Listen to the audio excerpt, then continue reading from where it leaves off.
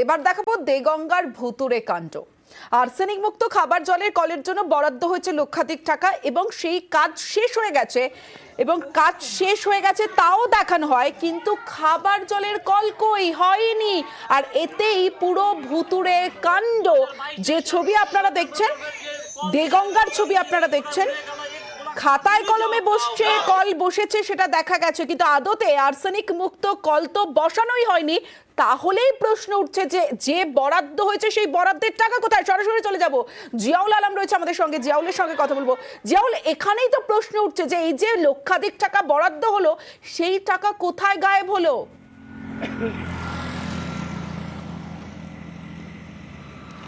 অর্থাৎ একেবারে স্পষ্ট খাতায় কলমে রয়েছে যে কাজ হয়েছে, কিন্তু দেখা যাচ্ছে সেই টাকা গায়েব করলো কে?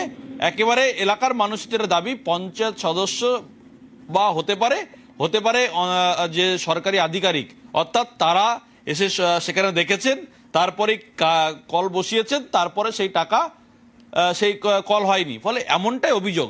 ফলে একেবারে দেগঙ্গা নুননগর গ্রাম পঞ্চায়েতের গাম্ভীরগাছি এলাকায় যে সুস্বাস্থ্য কেন্দ্র, এলাকার মানুষের দাবি যে প্রচুর মানুষ এখানে আসেন, একটা কল দরকার, সেখানে একটা আর্সেনিক মুক্ত কল দরকার। সেই মতো সেখানে কলের যে স্যাংশন হয়, জায়গা হয়, দেখা হয়, তারপরে টাকা অনুমোদন হয়, কিন্তু 2021-22 সালে সেই টাকা শেষ হয়ে গেছে, কিন্তু এখনো পর্যন্ত আদতে সেখানে কোনো কলই হয়নি। তাই এলাকার মানুষজন ব্লক অফিসে গেলেন, যেখানে একটা কলের দরকার। তারা যখন গেলেন দল বেঁধে সেখানে কলের দাবিতে, তখন দেখা যাচ্ছে সরকারি আধিকারিক দেখাচ্ছেন যেখানে 2021-22 সালে তো কল হয়ে গেছে, আপনার সেই কল কোথায়? তখন এটা সামনে আসে দুর্নীতির, অর্থাৎ সেই টাকা ওখানে বসানোর কথা ছিল, সেখানে আদেও কোনো কল বসেনি, ফলে পুরো টাকাটাই গায়েব করে দিয়েছে ওই সময়ের সরকারি আধিকারিক থেকে শুরু করে এই পঞ্চায়েত সমিতির যে সদস্য রয়েছে তা।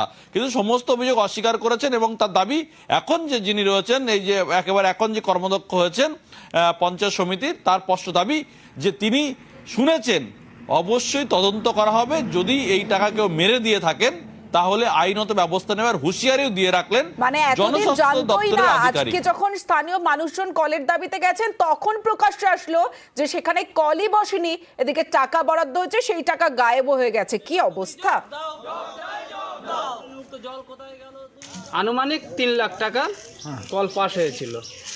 সেই কলটা আমরা এখানে জনগণ দেখতে পাচ্ছে না, আমরা ক্ষমতায় আছি, আমাদের কাছে কৈফিয়ত করছে জনগণ। প্রকৃত চোরকে টাকাটা কে আউট করলো, উইদাউট কে করলো, যারা ক্ষমতায় ছিল তারা তার জবাব দেয়। যদি কল না বসিয়ে কেউ তুলে নেয়, আমরা এখনো জানি না, আমরা তদন্ত করছি। খবর যেহেতু পেয়েছি, নিশ্চিত আমরা তদন্ত শুরু করছি।